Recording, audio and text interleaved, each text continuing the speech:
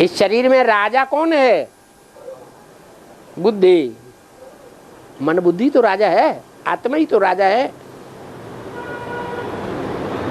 और जो इसके साथ है वो इसकी सेना है। आत्मा के साथ कौन है? अरे इंद्रियां, ये शरीर है, ये सब क्या है? आत्मा की सेना है। तो सेना माने बुद्धि के साथ रहने वाली सेना। और अग्रसेन, जो सेना आगे आगे है। तो ब्राह्मणों की दुनिया में कौन सी सेना है जो आगे आगे जाती है? Advance party.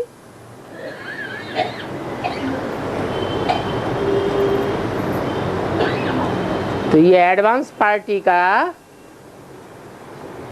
जो भी मुखिया होगा वो बेहद में हो गया अग्रसेन। हद में कोई दूसरा होगा लेकिन बेहद में अग्रसेन है। जब नई दुनिया की स्थापना होती है तो कौन सी सेना आगे आगे होती है? Advance party. एडवांस पार्टी का मुखिया कौन हुआ है? एडवांस पार्टी का मुखिया हुआ त्रिनेत्री। 76 से एडवांस पार्टी की स्थापना हुई। 76 के वर्ष को टाइटल दिया गया बाप का प्रत्यक्षता वर्ष।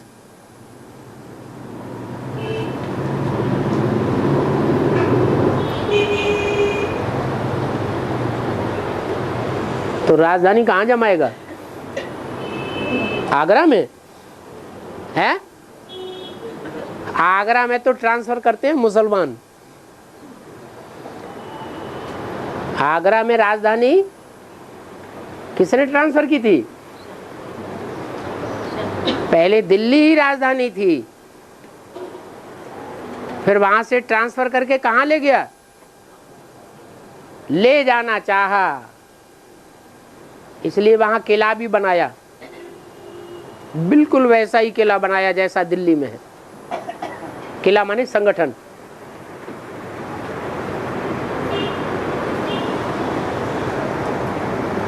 और हाँ,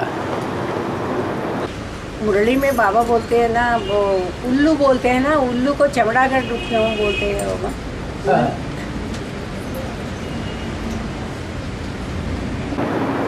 दो पक्षी होते हैं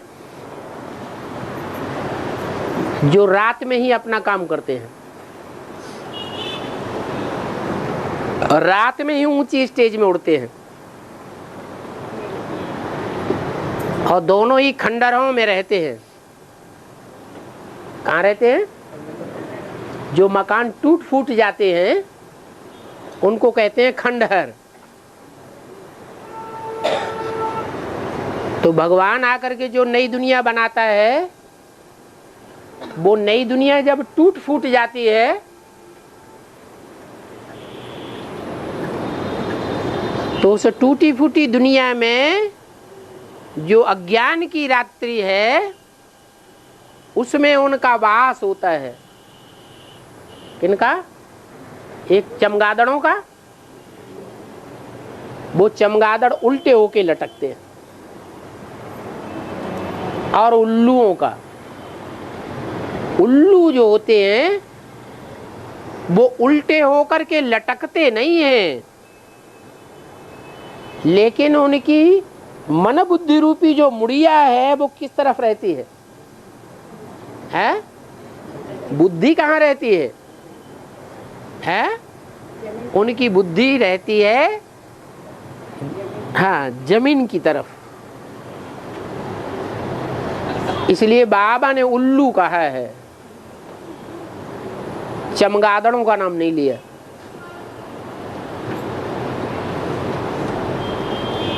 सारी दुनिया उल्लुओं की है। बाप आकर के उल्लू से अल्लाह बनाते हैं, उनकी बुद्धि नीचे जाती है, और जिनको अल्लाह बनाया जाता है उनकी बुद्धि ऊपर जाती है। अल्लाह माने ऊंचा। और अमावस्या के दिन खाना पका के अग्निहोत्र में अर्पण करते हैं ना बाबा। अमावस्या के दिन खाना पका के अग्निहोत्र में अर्पण करते हैं। तो अर्पण करते हैं, अग्नि में डाल के निवेद करते हैं, फिर बाद में खाते हैं। अमावस्या के अंदर खाना पकाते हैं, रात में पकाते हैं कि दिन में पकाते हैं? हैं? दिन में पकाते हैं। और रात में डालते हैं कि दिन में ही डाल देते हैं? हैं? अच्छा है तो वो दिन, लेकिन उसका नाम दिया है अमावस्या। क्या? अम्मा कहाँ बसी आके, अम्मा बसी आ, कहाँ बसी आके? अम्मा कौन है ब्राह्मणों की दुनिया में? ब्रह्मा। ब्रह्मा ब्राह्मणों की दुनिया में आकर के कहाँ बसी? अरे ज्यादा लंबे समय तक संगम युग की दुनिया में जो अम्माओं की अम्मा है वो कहाँ वास करती है? अरे अंधेरे में वास करती है या उजाले में वास करती है? अंधेरे में वास करती है। इसलिए उस रात्रि का नाम क्या है? अमावस्या। उस रात्रि में जो अमावस्या नाम दिया गया है, अमावस्या, उसमें ब्रह्मा की सोल जो आखिरी जन्म में अच्छा खासा साहूकार बनता है,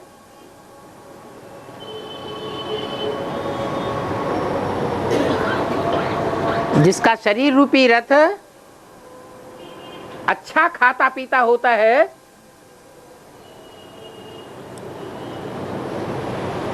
वो बढ़िया बढ़िया भोजन खाता है या खिचड़ी खाता है? हैं? क्या खाता है? बढ़िया बढ़िया 36 प्रकार के भोजन खाता है। खाता है तो बनाता भी है कि बिना बनाए हो जाता है? खाता है, बनाता भी है, और उसके फॉलोअर्स भी है। 36 प्रकार का भोजन बनाते हैं और खाते हैं। तो माता जी पूछ रही है ये कहाँ की यादगार है कि अमावस्या के दिन अच्छे अच्छे भोजन बनाए जाते हैं? कौन बनाते हैं, भगत या ज्ञानी? है भगत। वो भगत ब्राह्मणों की दुनिया में कहाँ बैठे हुए हैं? है वो भगत जो है वो ब्राह्मणों की दुनिया में भी बैठे हुए हैं, अभी भी शूटिंग कर रहे हैं। क्या शूटिंग कर रहे हैं? जो संगम युग है, संगम युग ज्ञान सूर्य के उदय होने का दिन की यादगार है या वास्तव में रात कहें उसे? सूर्य जब उदय होता है तो उसे अमृत वेला कहा जाता है। दिन कहा जाना चाहिए या रात समझना चाहिए? है दिन समझना चाहिए, पूर्णमासी समझना चाहिए। क्या? पूर्णमासी। चंद्रमा कैसा हो जाता है? संपूर्ण हो जाता है। अधूरा चंद्रमा है तो अधूरी बुद्धि है, बच्चा बुद्धि। और संपूर्ण चंद्रमा है तो बुद्धि कैसी हो गई? सगीर बुद्धि हो गई।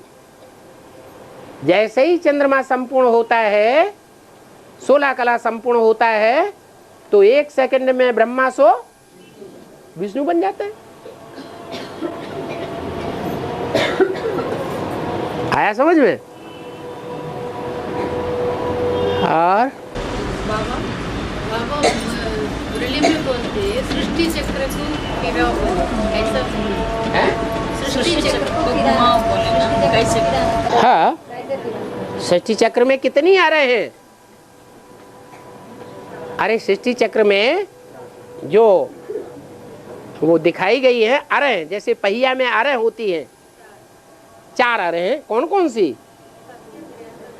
सतयुग, त्रेता, द्वापर, कलयुग। तो बेसिक वाले भी ये चक्कर घुमाते हैं। पहले पहले कौन सा युग? सतयुग, उसके बाद त्रेता युग, उसके बाद द्वापर युग, उसके बाद कलयुग, फिर बीच में छोटा सा संगम युग 100 साल का, फिर 150, 1250 वर्ष के, फिर सतयुग, त्रेता, द्वापर, कलयुग। ये चक्कर घुमाते रहो, उसको कहते हैं बेसिक का चक्कर। बेसिक ज्ञान में जो छोटे छोटे बच्चे होते हैं, बच्चा बुद्धि, उनको कितना सिखाया गया चक्कर घुमाना? सतयुग, त्रेता, द्वापर, कलयुग, संगम युग। सतयुग, त्रेता, द्वापर, कलयुग, संगम युग। ये चक्कर घुमाना सिखाया गया। अभी भी समझाते हैं तो कितना समझाते हैं? इतना ही समझाते हैं कि इससे ज्यादा समझाते हैं? इतना ही समझाते हैं। उसको कहा जाता है बेसिक ज्ञान, बच्चों का ज्ञान। फिर एडवांस में क्या करते हैं? एडवांस में एक एक युग को विस्तार में समझना और समझाना होता है, या 1 सेकंड में घुमा देते हैं। विस्तार में समझना समझाना होता है।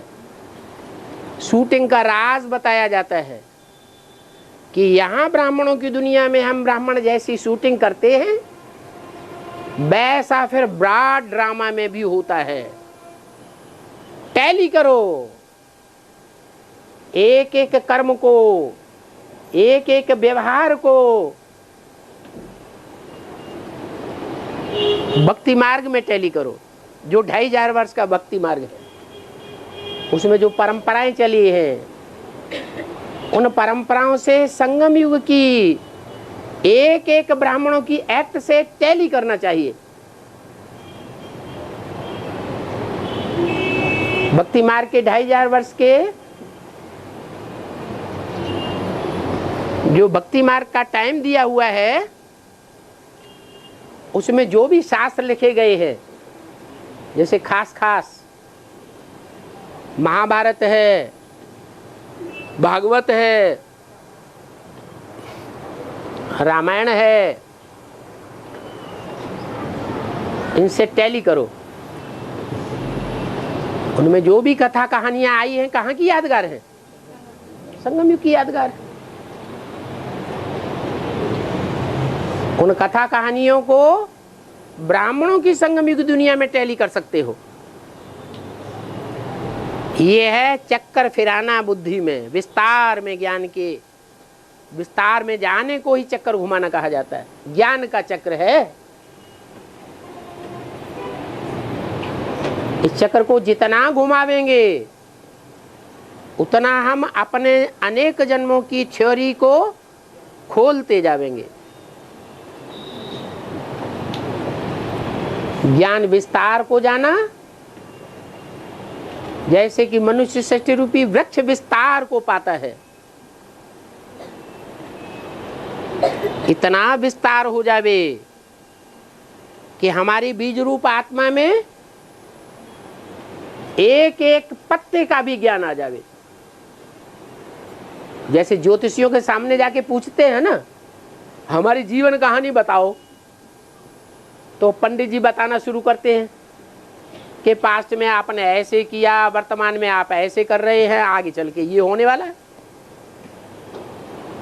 तो ऐसे ही हर एक आत्मा रूपी सितारे में एक एक दुनिया बसी हुई है।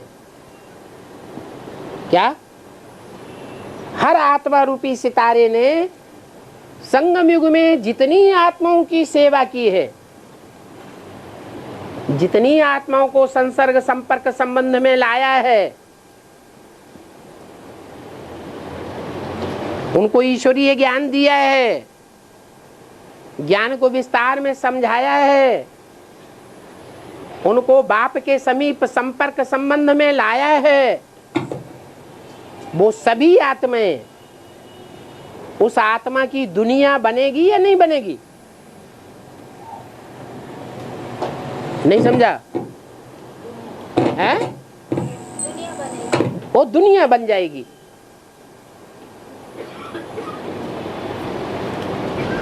जो आत्मा जितनी ज्यादा सेवा के फील्ड में सेवा का फैलाव करेगी, उतनी बड़ी उसकी दुनिया बनेगी।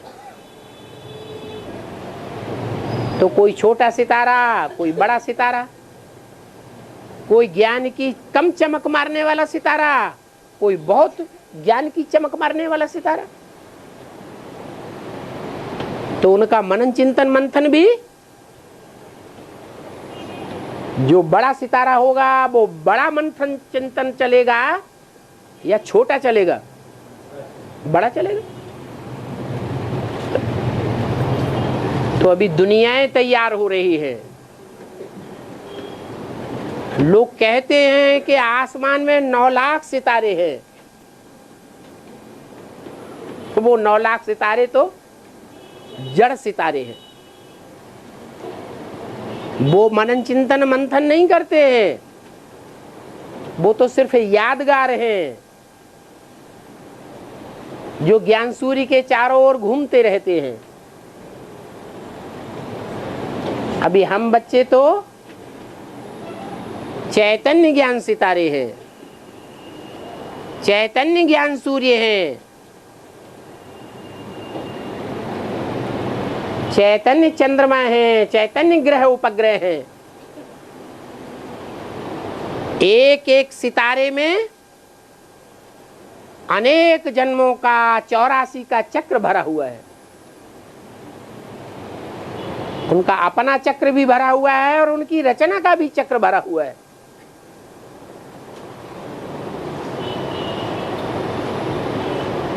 तो जो चक्र, वो ज्ञान का चक्र बुद्धि में चलना चाहिए।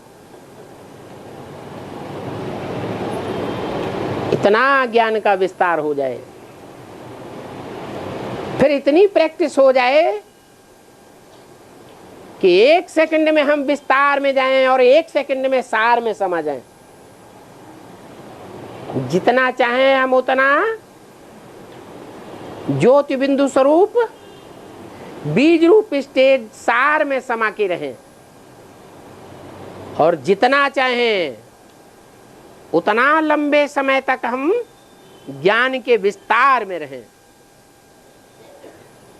ऐसी प्रैक्टिस पक्की करें। उसे कहेंगे सुदर्शन चक्र घुमाना।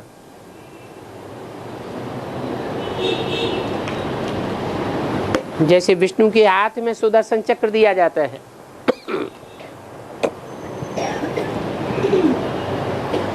कृष्ण के हाथ में सुदर्शन चक्र दिया जाता है। बच्चा बुद्धि कृष्ण के हाथ में सुदर्शन चक्र दिया जाता है, या बड़ा कृष्ण जो दिखाते हैं महाभारत में, उनके हाथ में सुदर्शन चक्र दिया जाता है, बड़े के हाथ में दिया जाता है। और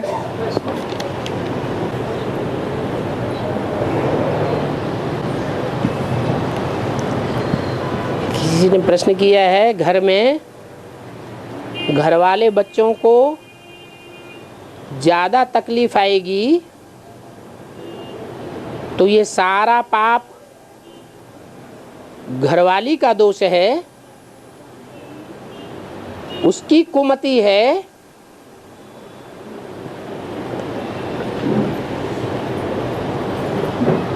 या घरवाले का भी दोष है, या कोई और का दोष है?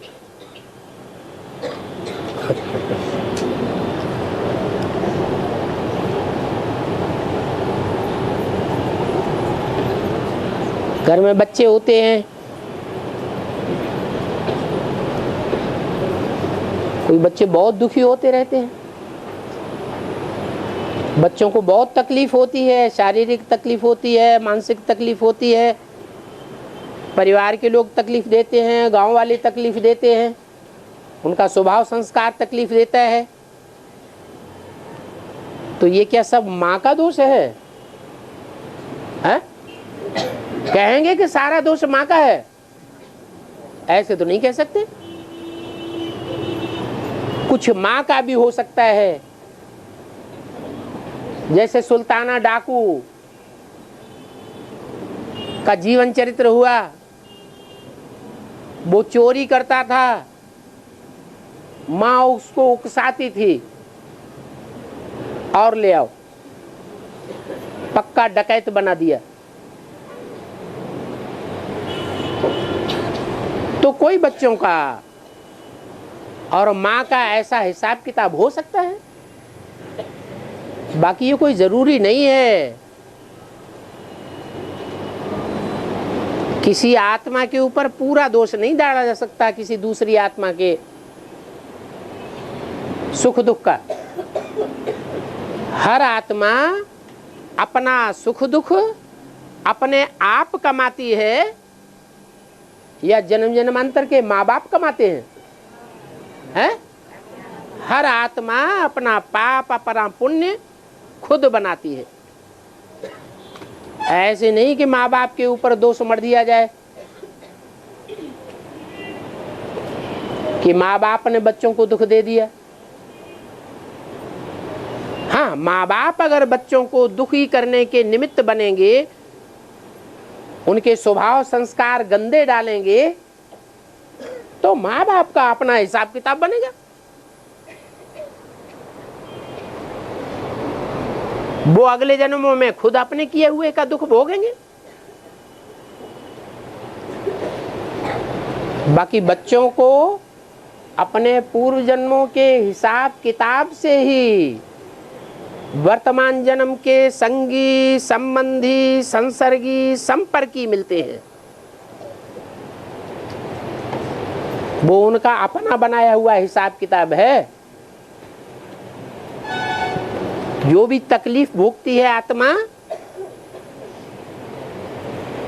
वो स्वयं अपने किए हुए का प्रतिफल है या कोई दूसरे के किए हुए का प्रतिफल है? अपने किए हुए का। ब्राह्मणों की दुनिया में भी ऐसे ही चल रहा है। अज्ञानता के कारण हम दूसरों को उंगली उठाते हैं कि हमारे माँ बाप ने हमारा जीवन नष्ट कर दिया, हमारे संगी साथी ने हमको तकलीफ देने के निमित्त बनाया। लेकिन ऐसा कुछ नहीं है।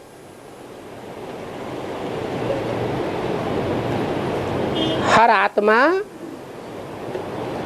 अपने लिए खुद जिम्मेवार है, चाहे वो बच्चा हो चाहे वो सगीर हो।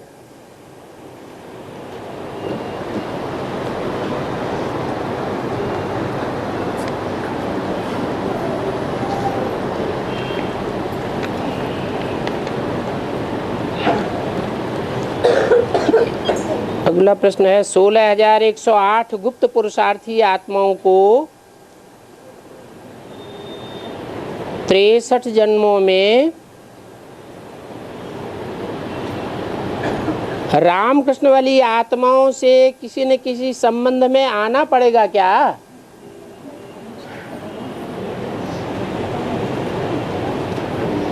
किन आत्माओं को? 16,108 जो राज परिवार में आने वाली आत्माएं हैं, प्रिंस प्रिंसेस बनने वाली आत्माएं हैं, और उन्हीं में से राजा रानी बनने वाली आत्माएं हैं, या महाराजा का भी पद पाने वाली आत्माएं उन्हीं 16,108 के अंदर हैं।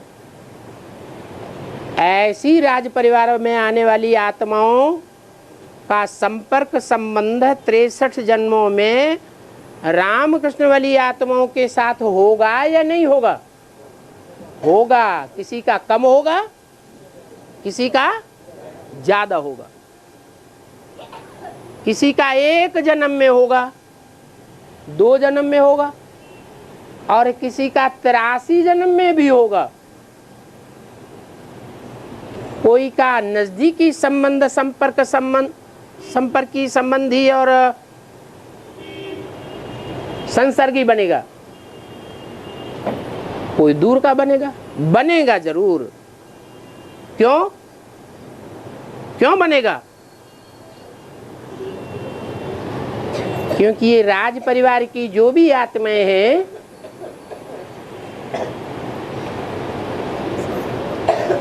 उनको राज परिवार में लाने के निमित्त मुखिया रामकृष्ण की आत्माएं ही बनती है, माता पिता के रूप में। कृष्ण वाली आत्मा माता के रूप में और राम वाली आत्मा बाप के रूप में। बाप निमित्त बनता है जन्म देने के और राजाई का वर्षा देने के।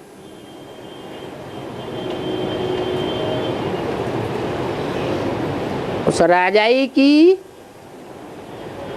अधिकार पाने वाली आत्माएं, कोई तो राजा बन जाती है, महाराजा बन जाती है, महारानी बन जाती है, रानी बन जाती है, जिनकी संख्या बहुत कम है। और बाकी राजा रानी महाराजा महारानी नहीं बनते हैं, लेकिन प्रिंस प्रिंसेस बन करके रह जाते हैं। राज परिवार में जो भाई बहन राजा रानी नहीं बनते हैं, लेकिन राजकुमार और राजकुमारी की ही पदवी लेकर के रह जाते हैं, उनका भी प्रजा में बहुत मान होता है या नहीं होता है? उनका भी प्रजा में बहुत मान होता है, उनका भी बहुत अधिकार होता है। कहीं कहीं तो ऐसे भी हो जाता है कि बड़ा भाई सतर्क न होने के कारण राजा नहीं बन पाता। बाप भले उसे राजाई दे, लेकिन वो राजाई गंवा देता है और छोटा भाई राजगद्दी पर बैठ जाता है, जैसे मुगलों में हुआ, मुसलमानों में। शाहजहां का बड़ा पुत्र राजाई नहीं कर सका, सम्राट नहीं बन पाया, और औरंगजेब सम्राट बन करके बैठ गया। तो ऐसा भी अजूबा गरूबा हो सकता है। लेकिन ये पवित्र दुनिया के राजा रानी, प्रिंस प्रिंसेस, जो त्रेता के अंत तक जिनकी संख्या 16,108 तैयार होती है, अंतिम जन्म तक कितने प्रत्यक्ष होते हैं? 21 जन्मों में 16,108। वो 21 जन्मों का किया हुआ पुरुषार्थ और प्रारब्ध ही 63 जन्मों में फिर आवृत होती है। वहां प्राप्ति कराने वाला शिव बाबा नहीं है, लेकिन शिव बाबा जिसको आधार बनाता है, मीडिया बनाता है, वो मीडिया बनने वाली रामकृष्ण की आत्माएं द्वापर और कलयुग में बनने वाले जो 16,108 राजाएं हैं, उनको बनाने के निमित्त बनते हैं। ऐसे नहीं कि द्वापर कलयुग में राजाएं रानियां और प्रिंस प्रिंसेस होते नहीं हैं, होते हैं, लेकिन वहां सुख की राजाई के साथ साथ राजाई में दुख भी होता है। और सुप्रीम सोल जो नई दुनिया रचता है उसमें दुख का कोई नाम निशान स्थान नहीं होता, लेकिन जिनको निमित्त बनाता है, मीडिया बनाता है, किनको? रामकृष्ण की आत्माओं को। वो रामकृष्ण की आत्माएं देहधारी हैं, सहज सहज देह में रमण करने वाली हैं, या सदैव निराकारी है? सब देहधारी है। तो ये कमजोरी होने के कारण जो द्वापर युग से सृष्टि तैयार होती है वो रावण ही सृष्टि है, रुलाने वालों की और रोने वालों की दुनिया है। वहां यथा राजा रानी तथा प्रजा, दुख की सृष्टि होती है। राजा रानी भी रोने वाले रुलाने वाले, और प्रजावर्ग की आत्माएं भी रोने वाली रुलाने वाली। और राजा रानी के संसर्ग संपर्क में आने वाला जो राज परिवार है वो भी रोने वाला और रुलाने वाला बनता है। तो संसर्ग संपर्क में 16,108 को रामकृष्ण के नजदीकी बनना पड़े या नहीं बनना पड़े, है? बनना ही पड़ेगा। और बाबा, कोई कोई ज्यादा जन्म लेंगे, कोई कोई कम जन्म लेंगे, किस आधार से बाबा?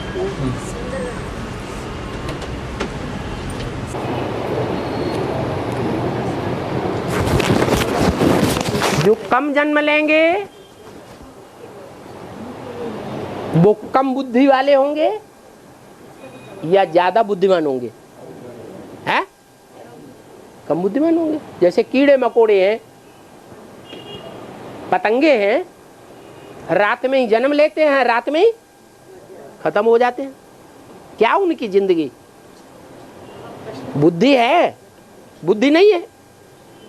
तो ऐसे ही कीड़े मकोड़ों की तरह कोई तो इस सृष्टि में आकर के एक ही जन्म लेंगे और उसी जन्म में शरीर छोड़ करके परमधाम वासी हो जाएंगे। 84 जन्म नहीं लेंगे। और कोई कोई आत्मा ऐसी भी होंगी जो पूरे 84 के चक्र में आवेंगी। आवेंगी या नहीं है? तो पता लगा कि ज्यादा जन्म लेने और कम जन्म लेने का राज क्या हुआ। अरे जो ज्यादा जन्म लेगा वो ज्यादा चक्कर में आएगा या कम चक्कर में आएगा? तो ज्यादा चक्कर घुमाएगा सुदर्शन चक्कर या कम घुमाएगा? ज्यादा सुदर्शन चक्कर घुमाएगा। और कम जन्म लेगा तो उसका सुदर्शन चक्र भी कम घूमेगा। जिनका ज्यादा सुदर्शन चक्र घूमेगा वो ज्यादा बुद्धिमान होगा या कम बुद्धिमान होगा? ज्यादा बुद्धिमान होगा। कीड़े मकोड़े कम बुद्धिमान कहे जाएंगे।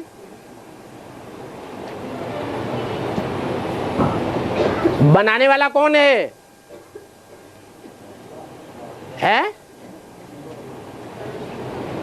अरे बनाने वाला रचयिता बाप है।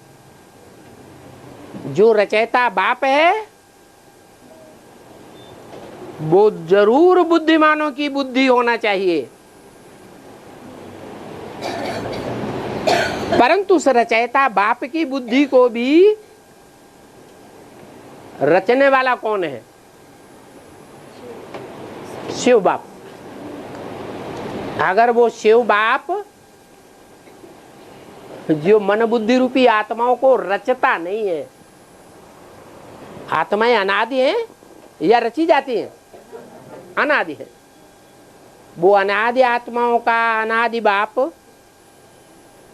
शिव बाप अगर रचयिता बाप में प्रवेश न करे तो उसे अपने 84 जन्मों का भी ज्ञान नहीं हो सकता। तो सारी बुद्धि की बलिहारी है बुद्धिमान बाप का, जिसने जितना जास्ती संग किया होगा वो उतना जास्ती चक्कर में आवेगा, और जिसने जितना कम संग किया होगा उतना कम जन्म लेने वाला बनेगा। हाँ। माता जी का प्रश्न ये था, अभी 16,000 में 63 जन्मों में रामकृष्ण के कनेक्शन में आने वाली आत्माएं, कोई एक जन्म, कोई 2 जन्म, कोई अनेक जन्म बोले ना, उसका आधार क्या है? प्रश्न माता जी बता तो दिया। त्रेता के अंत में जो सीढ़ी में कटी हुई सीढ़ियां दिखाई गई हैं, त्रेता के अंत वाली, वो कटी हुई सीढ़ियों के कोई राजा होंगे या नहीं होंगे? होंगे। वो राजा बनने वाली आत्माएं स्वर्ग के सीढ़ियों को खंडन करने वाले हैं या बनाने वाले हैं? वो तो खंडन करने वाले हैं। उन्होंने भगवान के बनाया हुआ जो घर स्वर्ग है उसका खंडन किया, मंडन नहीं किया। इनसे उनका राज्य भी खंडित दिखाया गया है। तो ऐसे खंडन करने वाली आत्माएं जो निराकार साकार में आने वाला बाप है उसके संसर्ग संपर्क में कम आई होंगी या ज्यादा आई होंगी? हैं? कम आई होंगी। कम संसर्ग संपर्क में आने के कारण उन्होंने बाप के असली रूप को नहीं पहचाना, ग्लानि ज्यादा की, विघटन ज्यादा किया और घर को बनाया कम, गिराया ज्यादा। इसलिए उनके जितने भी फॉलोअर्स बने वो कहां जाकर इबादत करते हैं? गिरजाघर में। उनकी बुद्धि में क्या बसा रहता है? हे भगवान के बने बनाए घर तू गिर जा, यथा राजा तथा प्रजा। अरे जो अभी जवाब दिया वही तो अभी भी जवाब है।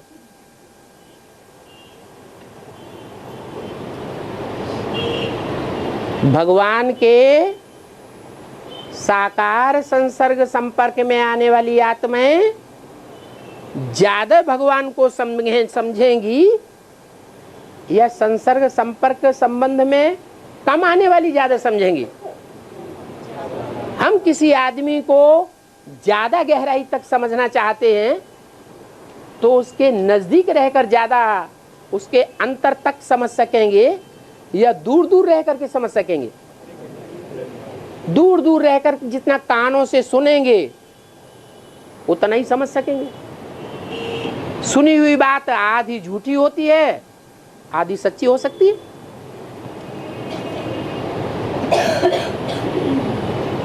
इसलिए ऊंचते ऊंचे भगवान बाप, भगवान बाप के संसर्ग संबंध संपर्क में जो भी आत्माएं जितना जास्ती आती हैं उतना जास्ती अनुभवी बनती है।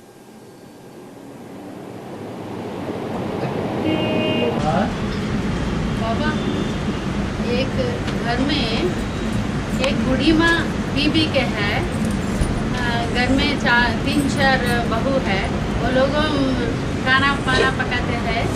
ये बूढ़ी माँ कुछ भी नहीं कर सकते, उनका खाना पाना क्या होना है? बूढ़ी माँ को खाना पाना क्या करना है? एक बूढ़ी माता है। सब ज्ञान में चलने वाले हैं। फिर आप पूरी बात बताएंगे नहीं, अधूरा प्रश्न करेंगे तो जवाब भी अधूरा मिलेगा। बड़ा परिवार है, सिर्फ बूढ़ी माता ज्ञान में चलती है और पूरा परिवार अज्ञानी है तो बूढ़ी माता के हाथ पांव नहीं चलते हैं, हाथ पांव कांपते हैं, ज्यादा समय खड़ी भी नहीं हो सकती है, ज्यादा समय बैठ भी नहीं सकती है, ज्ञान में आ चुकी है।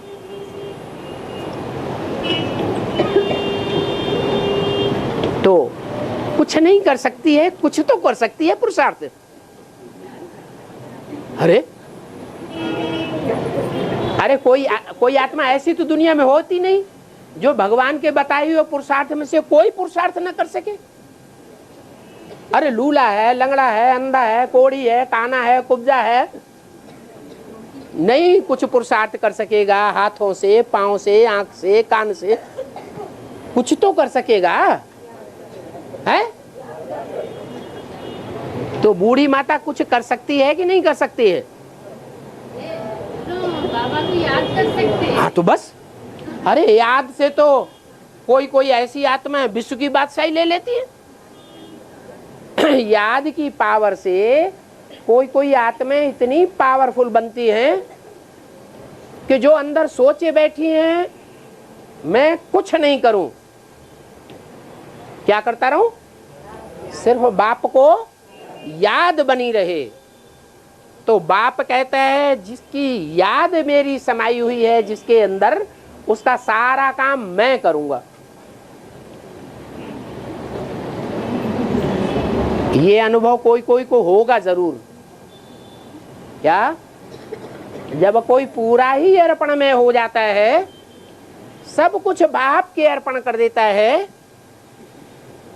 सिर्फ याद करता है, तो बाप उसको मदद करता है या नहीं करता है? करता है। तो बूढ़ी माता इतना तो कर सकती है। क्या? पड़े पड़े हाथ भी ना हिलाए, छोटे बच्चे की तरह पांव भी ना हिलाए। छोटा बच्चा तो फिर भी हाथ पांव हिलाता है, बूढ़ी माता ऐसे ही पड़ी रहे, क्या करे? बाबा को याद करती रहे। तो उसका सारा काम कौन करेगा? शिव बाबा है करण करावनहार। आपको चिंता करने की दरकार नहीं है, आपको बड़ी दया आ रही है। क्या खाने? दूसरे बनाने के लिए नहीं आता। है? अरे सतयुग में देवताएं खाना बनाते हैं, बनाते हैं, हैं? क्यों नहीं बनाते? ऐसा क्या बात है जो सतयुग में देवताओं को कुछ करने के लिए ही जरूरत नहीं पड़ती, पेट के लिए? अरे प्रकृति भी दासी क्यों होती है? कोई कारण होगा ना, अभी क्यों नहीं है? हाँ, तो वो आत्मिक स्थिति वो बूढ़ी माता धारण नहीं कर सकती है। मेला मेला मेला लल्ला, मेरी मम्मी, मेरी चच्ची, मेरी पक्का के कक्का, अब मेला मेला लगा हुआ है, तो आत्मिक स्थिति बनेगी या देवभान आएगा? देवभान आएगा, आत्मिक स्थिति बनेगा ही नहीं। और माताओं के लिए तो खास बोल दिया, माताएं अगर मोह के ऊपर विजय पाले तो समझो विजयी हो गई। तो बूढ़ी माता के ऊपर दया न करो भरी सभा में, उनको सिर्फ समझाओ। क्या समझाओ? कि मेरे मेरे करते करते प्राण नहीं छोड़ देना। क्या क्या करते करते प्राण छोड़ना? मेरा तो एक शिव बाबा, दूसरा न कोई। और हाँ,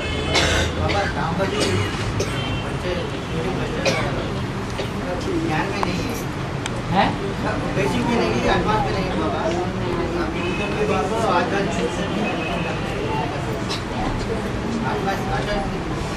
बाबा छोटी बच्ची, हाँ छोटी बच्ची 8-9 साल की बच्ची, हाँ हाँ हाँ कहीं भी हो, हाँ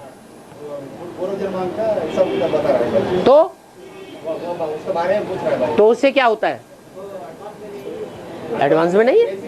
अरे बहुत से ऐसे ज्योतिषी होते हैं जो कई जन्मों के पीछे की बातें बता देते हैं, बहुत से ऐसे बच्चे होते हैं जो पूर्वजन्म की बातें बताते हैं। एक दो जन्म की नहीं, 4 से 8 जन्मों की भी बताते हैं। ऐसे ऐसे परामय मनोवैज्ञानिक तैयार हुए हैं, ऐसे ऐसे तांत्रिक तैयार हुए हैं कि कोई आत्मा को प्रवेश करा के उसको अनेक जन्मों के पीछे भेज देते हैं और अनेक जन्मों की हिस्ट्री बताते हैं, प्रूफ भी बताते हैं, और वो बातें सच्ची भी निकलती हैं। तो उससे क्या वो एडवांस के हो गए? कैसे कैसे की क्या बात है? ऐसे बहुत से लोग होते हैं, शरीर छोड़ने से कई दिन पहले बता देते हैं हमें इस दिन इस टाइम पर शरीर छोड़ना है। दुनिया में क्या सच्चे और झूठे नहीं होते हैं? होते हैं। उनकी सच्चाई के आधार पर, साफ दिल के आधार पर उनको पता लग जाता है। इससे ये साबित नहीं होता कि वो एडवांस के हैं, 84 जन्म लेने वाले हैं। ये कोई जरूरी नहीं। हर धर्म में सच्चे और झूठे होते हैं। और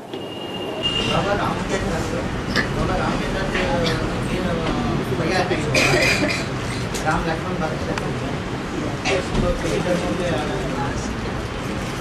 राम के 4 भाई किस धर्म के आधार पर? 4 भाई। तुम्हें कितने दिन हो गए एडवांस में चलते चलते? 14 साल हो गए। 14 साल का राम को वनवास हुआ है। 2 साल हुए। 2 साल से ज्ञान में चल रहे हैं। सच्ची सच्ची बताओ, हैं? 2 साल एडवांस में और बेसिक में? बेसिक में देर से आए। अच्छा, डायरेक्ट आए। अच्छा, तो तुमको एडवांस जब दिया गया तो ये समझाया नहीं गया कि एडवांस में जो चारों धर्म के मुख्य बीज हैं वो नई दुनिया का मनसा के आधार पर फाउंडेशन लगाने के निमित्त बनते हैं। राम लक्ष्मण भरत शत्रुघ्न, या उनका नाम दिया गया है ब्रह्मा के 4 मानस पुत्र, सनत सनातन सनंदन सनत कुमार। उनमें एक देवता धर्म का बीज, एक इस्लाम धर्म का बीज, एक बौद्धी धर्म का और एक क्रिश्चियन धर्म का। तो ये सब नहीं बताया गया? विधि और क्रिश्चियन कौन कौन? क्या उनके नाम बताएं? है? नाम बताने के लिए तो बाबा ने मना कर दिया। मैं कोई के नाम बोर्ड पर या कागज पर लिख करके नहीं बताऊंगा। हर एक अपने अपने गुणों से, अपनी अपनी दृष्टि से, वृत्ति से, वचनों से अपने पार्ट को स्वयं ही प्रत्यक्ष करेंगे। बाबा कोई जानी जाननहार नहीं है। तब तो तुम कल अपना भी पूछने लगे होगे। हाँ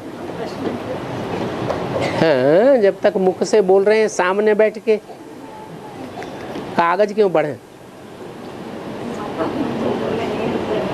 कागज पढ़ेंगे, प्रश्न नहीं समझ में आएगा, पूछेंगे तो कोई बोलना नहीं चाहेगा। अगर बोलने की हिम्मत करें तो कागज लिख करके क्यों दें? लिखना नहीं आता, बोलना नहीं आता। अच्छा, छोटे बच्चे हैं तो बेसिक नॉलेज वालों के पास बैठे जाके, बोल ही नहीं पाते तो। और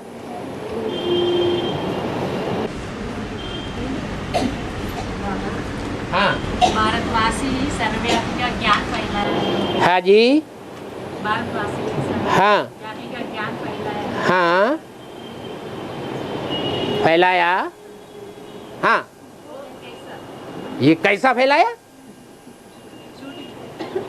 शूटिंग पीरियड में कैसा फैला? अभी बेसिक में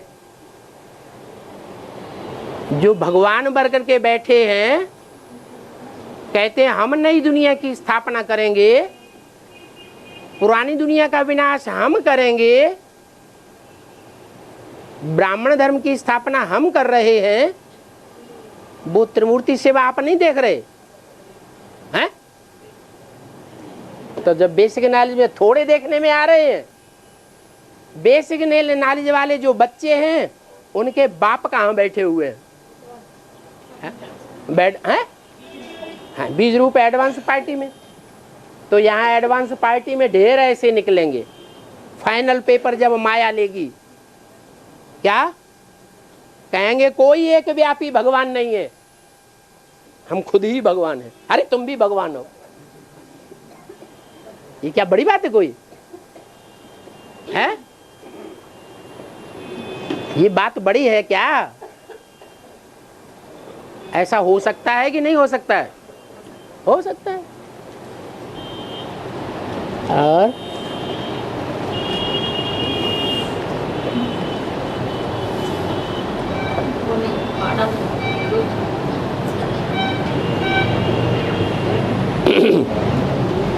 किसी ने प्रश्न किया है, अंतर्मुखता ज्ञान का सार है क्या?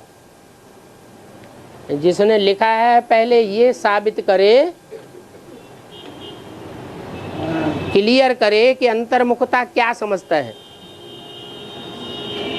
अंतर्मुखता किसे कहा जाता है? अंतर्मुख का मतलब क्या है? जैसे हाथी कहे अंतर्मुखता और वो अपनी सूंड को अपने अंदर रख ले मुंह में, तो क्या अंतर्मुखी हो जाएगा? मुख का आधा हिस्सा अपने पेट में डाल ले तो अंतर्मुखी हो गया? नहीं हो गया। तो ऐसे ही अंतर्मुखी की क्या परिभाषा है? अरे पहले तो ये जानना पड़े अंतर्मुखता माने क्या है? आत्मिक स्थिति में रहना, वो अंतर्मुखता है। इसमें प्रश्न है कि अंतर्मुखी रहने वाला ज्ञान के सार में टिकने वाला है क्या?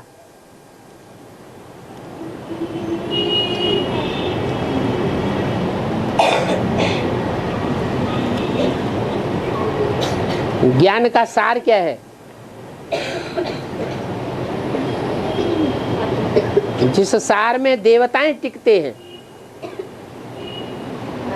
क्या सार है?